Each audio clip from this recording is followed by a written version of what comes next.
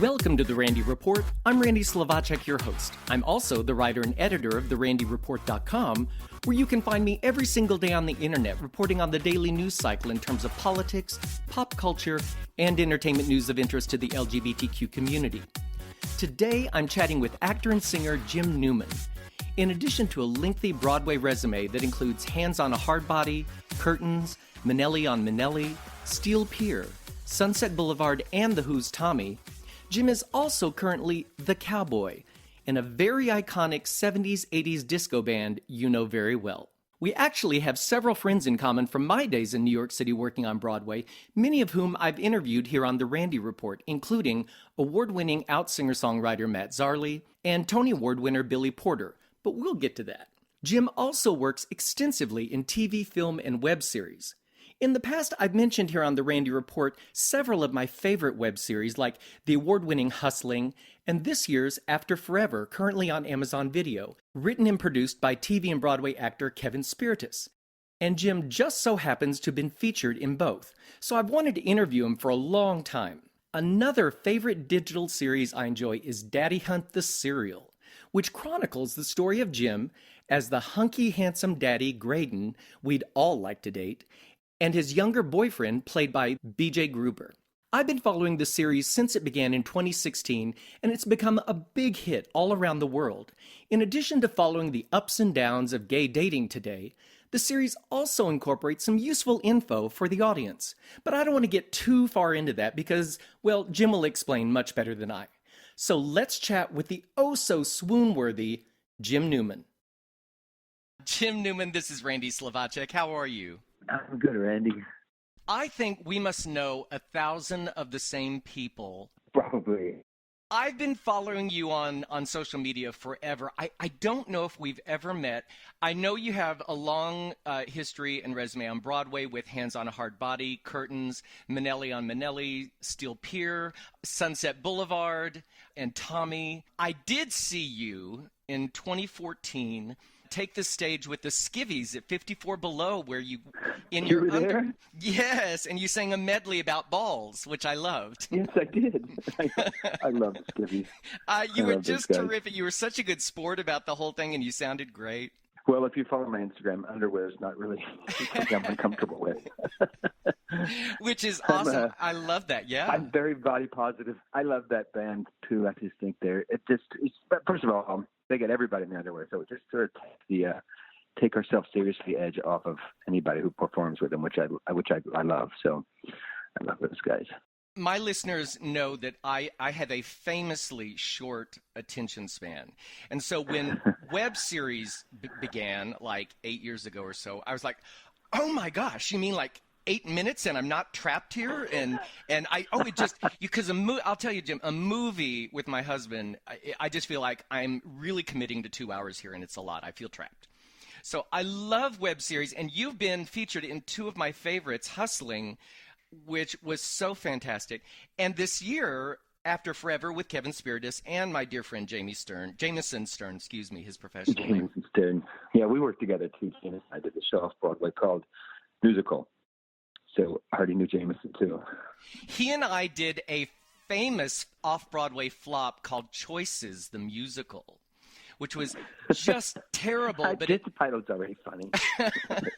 And as you know, I think as an actor in New York, it's very important that you have on your resume an off-Broadway flop at some point to show that you paid your dues, I think. Yeah, I had them on off and on Broadway. I like to have them spread my flops around. And regionally, of course. I want to talk about Daddyhunt the Serial because we just got season 3. We've gotten 2 episodes. The second episode dropped yesterday.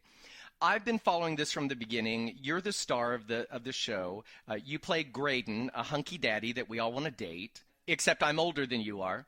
And you have a younger boyfriend, Ben, played by the oh-so-cute BJ Gruber. Tell me about the experience of doing this series, because I think it's great on a number of levels, and I think you're terrific in it. That's sweet of you. It's funny. I love to hear people describe it, the dad that we all want to date, because I think a lot of people describe this as the boy that every daddy wants to date, because BJ's beautiful. So it's nice when you spin it in my direction. That's actually nice to hear. It was a weird thing. I think actually Ray Sally, who wrote it and co-wrote it and directed the first season, he found me on social media for the audition. I'm not sure which platform, if it was Instagram or Facebook or Scruff. I can't remember exactly. They were looking for daddies to come in and read, but I don't know. It was probably Facebook because he would know I was an actor. I didn't know what it was. I just knew it was a dating app, and they told me to look at the old Taster's Choice cereals. I think they were in the 70s, which was the television commercial for Taster's Choice. Each commercial pushed the story forward. So I looked at that, and when I got there, they told me it was for something called Daddyhunt. And and I was just like, oh, I guess I'm in that phase now where I'm daddy, whether I like it or not. So I read for them, and the script was really well written. Obviously, you've seen it. It was really sweet, you know. So we shot it in a day, like guerrilla. You know, we shot it in Carl's apartment, who wrote and produced it, who owns Daddyhunt the app, and trying to be quiet so the neighbors would have permission from the building or any of that kind of stuff. I don't know. I actually thought it was going to be a little too romantic for a dating app. My experience with, we use the word dating apps, really. Right. hookup apps. Thank you. My experience with those that are, you show sex first, a guy in a locker room and a jockstrap, which is what they've done before, those were the kinds of images that draw people to these kinds of apps. So this kind of sweet, actual romantic story, I was like, you guys, it's sweet, but for an app, I just don't think it's going to, I was obviously wrong. So then we shot it in a day. Rye's a really good film editor, and they used Carl got a really good camera crew, so it looked beautiful, and I was like, wow, that looks amazing. They put it out there, and it just sort of took off. I guess it took a temperature of the promiscuous gay community, who apparently still want to fall in love like everybody else, Absolutely. And they just sort of latched onto it, and then now it has a whole life of its own in season 3 now, and it's in short movie in the festivals. And I think they're going to try to put this one in festivals. It's the craziest thing because, I've done all the Broadway shows and Fan Village people. But what I get recognized everywhere, and literally all over the world, because it's all over the world now, is from this little 7-minute, web series. It's a crazy world. But I think you hit the nail on the head. I think we all have a short attention span. So if it's a 7-minute investment for the entire season of the show, the people they call it snackable content, which I don't know, you probably heard familiar. I wasn't familiar with that term, but they actually look for that now. That's what we are. We're snackable content. And quite snackable, may I say. Well, the other thing that's happened with it now is, I know in season 2, Carl Sandler, who owns Daddyhunt the app, also brought in the folks at Building Healthy Online Communities, BHOC. And so to kind of make it not an infomercial or kind of instructional video or something, but I guess the idea was that they wanted to bring a little more information or something. So I think in season 2, they talked about getting tested, the importance of it and they incorporated in the script so that it didn't seem like, hey, we're talking to you kids. Yeah. Right, yeah. It was useful that was incorporated. Now, this season, I know in the first 2 episodes, they've talked about people accidentally maybe passing on an STD and having to make that dreaded phone call to someone and say, hey, you might want to go get tested. Yeah. Well, from my understanding, when it got bigger, when it blew up, obviously, I think BHS contacted them because they saw this as an opportunity, because people don't really watch infomercials. They're just boring. And they certainly don't watch them on YouTube, those get tested, unless someone does it in a way, like the famous one where the naked guy's putting a condom on his hard penis. That one made the rounds. Everyone saw that. Generally just someone standing there with their face. People don't generally watch them unless they're done and funny. So they decided to try to reach those people, these younger kids who are pre-AIDS and had no fear, into some sort of education, or at least a dialogue. I know that season 2, the dialogue really was, because we did actually shoot infomercials, and when they gave a commercial, because my character has a stance that I'm just old school, I just prefer condoms because of STDs, et cetera. But that wasn't my infomercial. The infomercial really was about educate yourself, then have a conversation about what you're comfortable with that person, whether that means no condom, I'm on PrEP, or no, I still prefer a condom, I'm from a generation where there was no conversation. It's just a condom. That's just it. There's no option. It's abstinence or condom.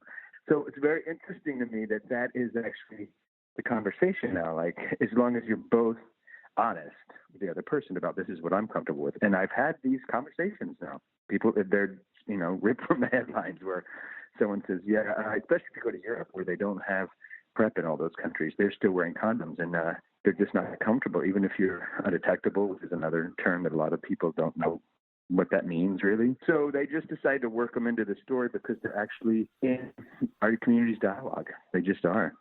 Well, when I speak to young people, now I say young people, I still think I'm 27 in my head. But when I talk to 20-somethings now, when they talk about sex, often I have friends who are like a little coy about it, and they say, condoms, what are those? And they think they're being cute about it, but I'm Right. of your generation where it was just condom, people, condom, just condom. Yeah.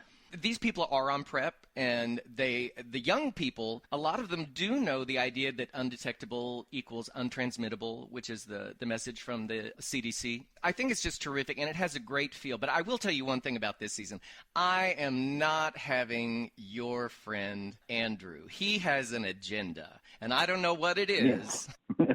I think this season, I don't know if you got it picked up, this season we found out he's just obviously still in love with me. Oh, yeah. He just is. And he's going to break up Graydon and Ben. Oh, no. Yeah. I think Graydon very clearly is not going to ever leave anyone for him. If we break up, it would not be because of him. It's interesting. My take on this season, which I brought up in rehearsals, was my storyline is really about telephone trust, which is also something that is not going away. Every relationship I've had now, it deals with that. Who did you friend? Why did you friend that hot guy? Who was that? It's just part of our lives now. We just have to work it into dealing with our relationships.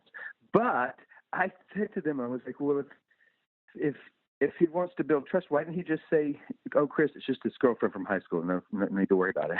You know what I mean? So for sure, it was like I bait him. And that was, so I was doing an interview the other day, and they're like, yeah, I didn't totally understand that. I was like, yeah, I didn't totally get that when we were there either. But I think what we decided in rehearsal was that he had been acting jealous before this Chris call, and then it was bothering me. So either I was secretly, subconsciously wanted to teach him a lesson, or just wanted to catch him to show how he's not trusting me. But unfortunately, I don't know if you totally get on that story. So it's going to be interesting to see how the audience reacts to that. I will tell you that crossed my mind too. I'm like, well, Graydon is just so wise. He would have said, hey, honey, it's just an old girlfriend. But then the episode would be over and wah. Yes.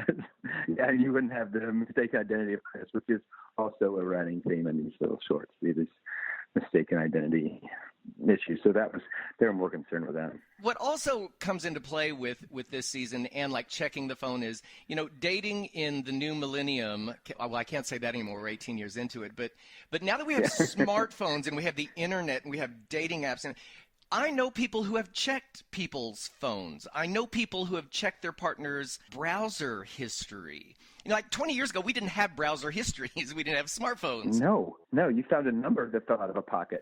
Yeah, exactly. That's how we dealt with it. Whose number is this? Oh, I don't know how that got there. Yeah. It's interesting because after I shot this first season, the very first season, about 3 months later, I met a guy who was half my age, and we were together for 2 years. We actually didn't have a tumultuous relationship at all, but there was the issue of the phone. It became part of, especially because of my online presence is my business, literally. And so I get a lot of Indonesian guys sending me their penis, so I have to, so it'll pop up, it won't pop up on a message on my phone, but I have to answer my fan mail. Obviously, I don't really answer those.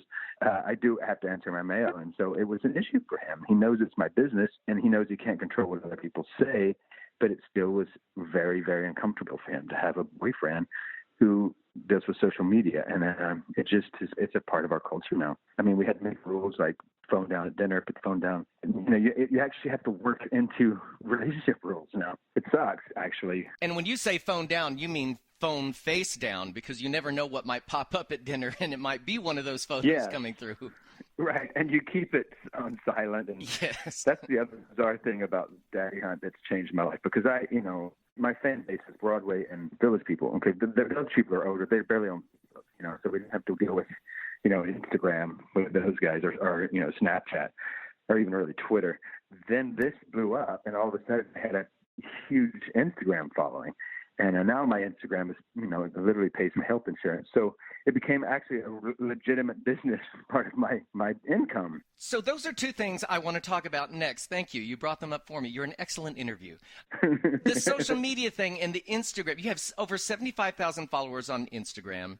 And you also have an onlyfans.com/Jim Newman NYC. For the people listening, that's where you go, which I'm fascinated with. Because can you talk about that a little bit? Like one thing that I should tell people, some people who may know about OnlyFans, a lot of porn stars use them and they post their own stuff and they make money and blah, blah, blah, blah, blah. You've made it clear, I think, on your Twitter, if you're looking for this, that's there. If you're looking for this, that won't be there. But can you talk about that? And yeah. I'll be really frank. What happened was I was with the Village People for the last 5 years. It was like it's my steady job. So I wasn't able to do Broadway because the runs were too long. So I would do little jobs here, Daddyhunt, commercials, whatever here. But my primary source of income was the Village People. And let's talk about that real quick because we shouldn't ignore it. You are the Cowboy in what used to be the Village People, but now I think you're called Kings of Disco, former members of Village People.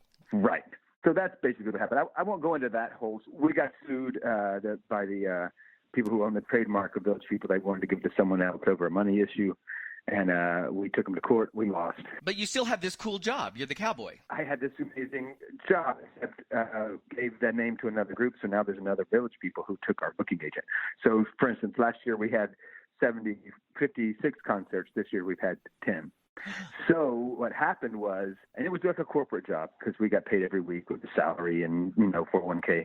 Well, that all stopped in April. So for the first time in my life, I was forced with I've got to pay for my health insurance. I literally am 54. I've never had to pay for my health insurance. So it's really not that cheap. So I can understand why everyone was so trying to push Obamacare. I am really got it. So what happened was someone had suggested start a, what do we call it? What are we talking about? OnlyFans. An OnlyFans page, and then you can monetize your fan base. So I researched, and of course, almost all of it is either fitnessy or porn guys showing dick, and I don't know if you can say that. I don't care. I'm just going to talk, and then you can edit out what you want it to be. So I was like, oh, is that going to put me in that lane? And then I decided.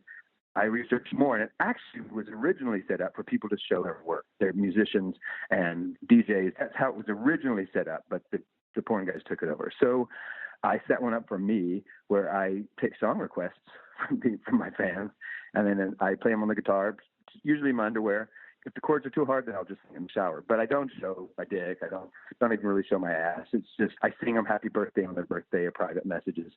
And if I do a photo shoot that has too much skin for Instagram, like it'll show pubic hair or something in my ass, I'll put those on there. But it's very, very, very tame. But the perception from a lot of people is, oh, Jim's doing porn now. And I mean, honestly, I'm 54. I don't really give a shit what people say, so they can say I'm doing porn. I don't really care. I don't really care what people say about me anymore. I know what I'm doing. So it's been sort of a life in this transition where I'm sort of in between theater now and the band, because we still have concerts, but not enough to sustain a New York actor. So it's been a lifesaver for me, actually. Fans only. But yeah, if you want to see my dick, you won't see it. Sorry. But if you like my voice, I'll sing a song for you in my underwear. I love it. I have seen you sing in the shower on your Instagram a couple of times, I think. But we never see anything. It's always the chest up for the listeners. It's fun, though. The thing about the OnlyFans thing, as I understand, is people pay $10 a month or a monthly subscription fee, but they expect content. Do you ever feel pressure to come up with content? Ooh, I haven't posted something lately, or ooh, I need to. Yes, it is. All of it, including Instagram, is literally a business. I answer all my fan mail because the algorithms change even on Instagram. So because I actually have some sponsors on Instagram, like a weight bodybuilding supplement and a couple of underwear that actually pay me. They keep changing their algorithms so people can't just buy numbers. So I have to interact and I have to post at certain times a day, and it does feel like a business. But I don't think this is part of our industry is going to change, because before all this happened, my manager was saying, you've got to get your numbers up. When I was just an actor before the Village People, you've got to get your Instagram numbers up, because Instagram is the number one measure of what an actor brings to an audience, like how many numbers they have. For instance, if there's three of us down for the same part and the director puts three pictures in front of the producers, the money people, and they say, this guy has, I had 1,200 followers, I think. This guy has 120,000. this guy has 400,000. Producer, who's just a money guy, sees that as dollar signs. That's how much dollars they'll bring into the theater. And if you only have 1,200, then it's really hard for them to pull for you. Yeah, so in casting, like, if you have the numbers, it helps you get the job. And also, I assume that they assume that you're going to be posting about the project. It's free advertising for them. It's free advertising for them, absolutely. And your audience follows you. And there's some truth to that because, well, I know there's truth to it because that's how I got a fans-only account.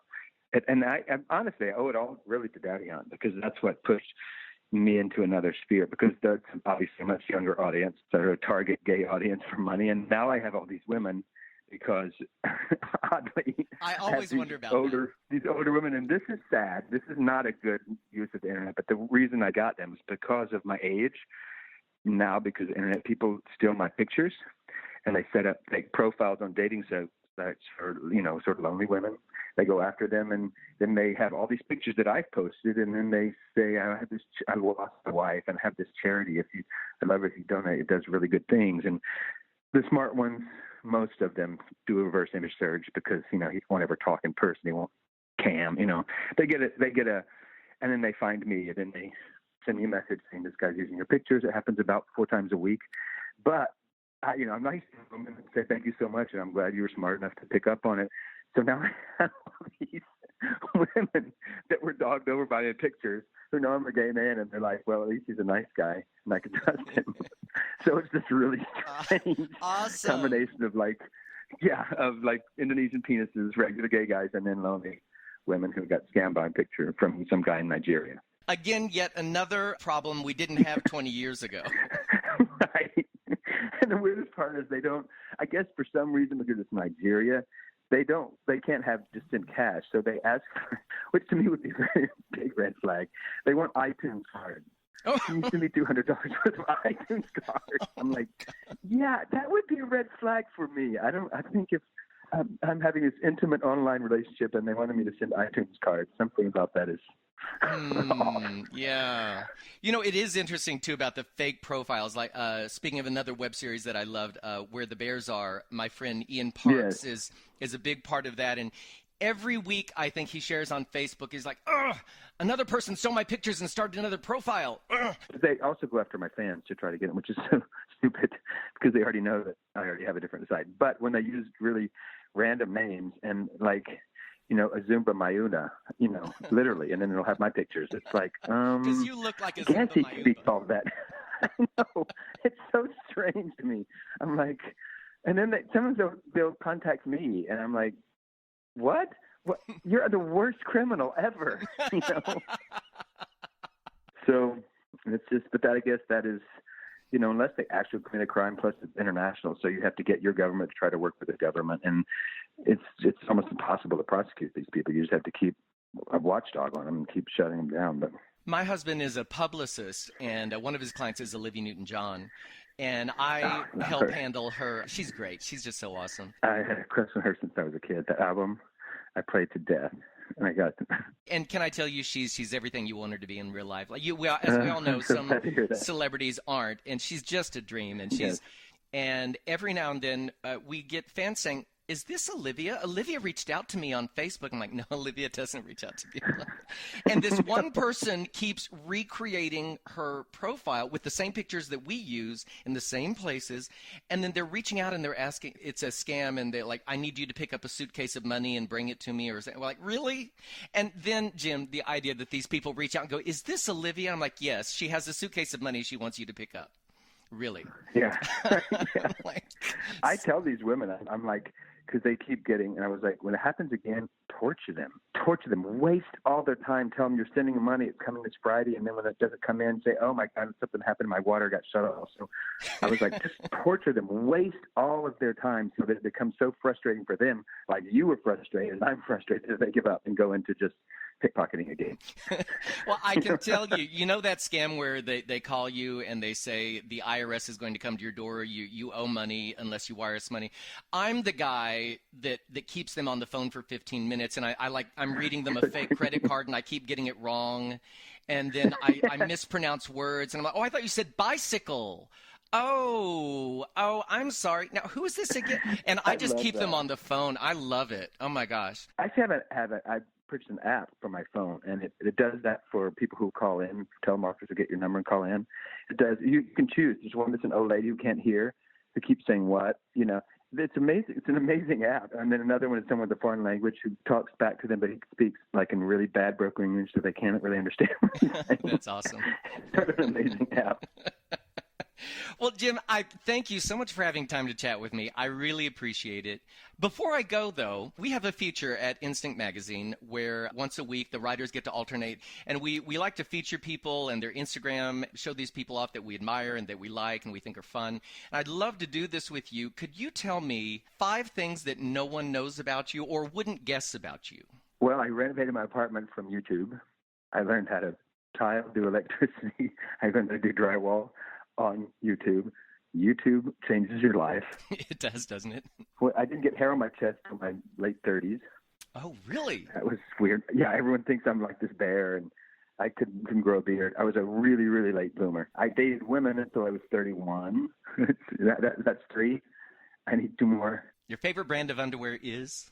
I will say I prefer briefs boxers, which is very rare for older men, but I did prefer brief. I love Halloween. I literally have a life-size skeleton sitting in my chair waving at me right now with lights on him. I decorate like one of those 40-year-old women. I have a pumpkin, and I have cobwebs all over my house. I have bats. I have a skull. Do you really? Yes. I know it's creepy. People come over and they're like, you look like you're one of those scrapbook ladies. You're a single 50-year-old gay man. Your house shouldn't look like this. But I love the holidays, so I decorate like somebody who has a craft room. Thank you so much for having time to chat. I really appreciate it. No, I appreciate it too. Thank you. I just think you're terrific. And you come across so warm and friendly. I knew you are exactly who you come across on social media. And having seen you with the Skivvies years ago and talking to all my friends that know you, just when I mentioned your name to Matt, actually, he goes, "Oh, I know Jim Newman." And then he just left it at that. I'm like, "Oh, Matt, you just have to start a story and not finish it." Actually, I saved Matt Darley's life. Did he tell you that? No. I performed Heimlich. He was choking in Central Park and a sandwich and turned blue, and I had to give him the Heimlich, and he went flying out. Oh, my God. I have to bring that up now. So we have a strong connection. That's excellent. What a great story. I love Matt. Actually, I learned the art of, we're in a business, or at least in my family, I was raised where you don't go tout your own horn. You just do good work, and someone else has to do that. Well, we're in a different world now. You got to start your own projects. You got to say I'm good and let people know what you do. And Matt Zarley did that way before hardly anybody I knew. When he was getting his music career, he didn't have that. He was just like, "No, I did this great album. I want you to hear it." And at first I was like, how does he do that? But now I totally get how he did that. And now, of course, everyone's doing that now, but he did it way before I think a lot of us had the nerve to do it, to be honest. Oh, yeah, absolutely. He's like my little brother. We did, I always say this way. He and I did Cats together back when it was a good credit. Because we were like in the first big tour together. You did Cats. And we became like best friends. We were the little nerds who, after 6 weeks of rehearsing at 890 Broadway and opening up at West Point, and we officially opened in Atlanta on tour, and we were there for like 3 weeks or something. Matt and Randy were the 2 little nerds who, on our day off, went to go find a dance studio in Atlanta so we could go take dance class because we want to go dance. Like, we're so stupid. And there we are going to this Dolly Dinkle studio in Atlanta on our day off, and we're in Cats. I love that. It is true. When he's working on new music, if you are near him, he's like, "Oh, have I played this for you?" And like he puts it right in front of you. And I agree with you totally, Jim. I grew up where you do good work and your work speaks for you.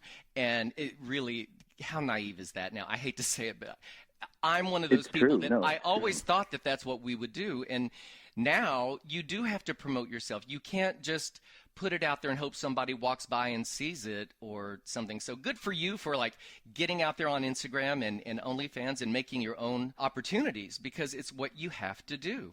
You have to do, and which is why I do when anyone calls. Like I just shot this movie called Hiding in Daylight, which is a beautiful short film. It's by a first-time lesbian director. I mean, she's done documentaries, but they're all like these SAG.